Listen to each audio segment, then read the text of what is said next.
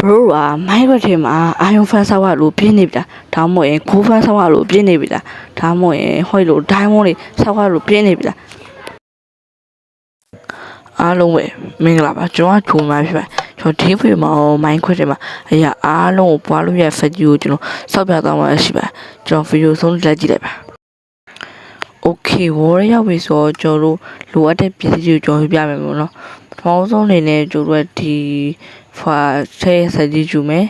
နောက်ပြီးဒါယူမယ်နောက်ပြီးဒါယူမယ်နောက်ပြီးလာယူမယ်နောက်ပြီးစတုံးယူမယ်နောက်ပြီးကျွန်တော်ဒီစက်သားအိတ်လေးကျွန်တော်ယူရမှာဖြစ်ပါတယ်အဲ့ဒါကျွန်တော်ဆက်ဆောင်အောင်ဖြစ်ပါတယ်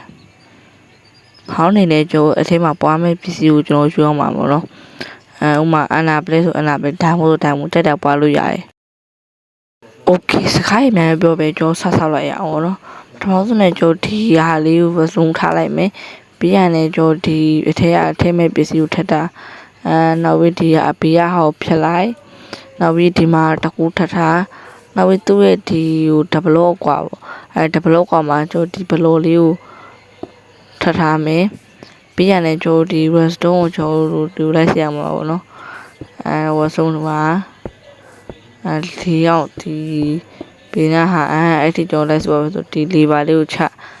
ပြီးဒီမှာအခလုတ်လေးကိုဖွင့်လိုက်ဖွင့်ပြရတယ် redstone ဒီမှာထပ်တာနောက်ပြီး cloud ကိုထပ်တာ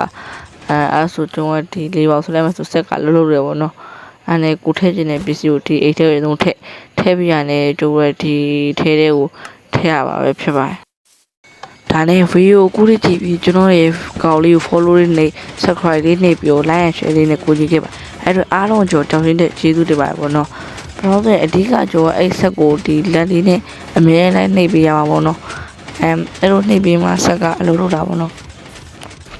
Okay အခုဆိုဆက်ကကျွန်တော်အလုပ်လုပ်တယ်ပေါ့နော်ပထမဆုံးကျွန်တော်ဒီဆွတ်ဆမ်းမယ် Okay တအိတ်ရယ်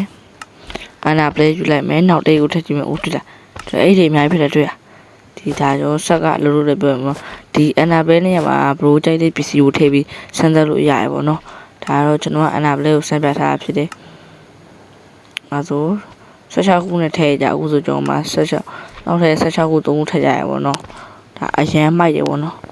ဒါနဲ့ bro ကျွန်တော်ပြောစားရှိပါတယ်နောက်ဆက်လက်ကျွန်တော်ထွက်ခဲ့Minecraft movie ရဆိုရင်တော့ဦးချိန်မှာပတ်တူးထွက်လို့လိုက်ပေါ့နော်ဒီပတ်တူးမှဆိုရင်တော့ကျွန်တော်ကြိုက်တာအနေနဲ့အသစ်နှစ်ကောင်ပါလိုက်ပေါ့နော်အဲ့တော့ကျွန်တော်အားလုံးသိရ hero wine ရေ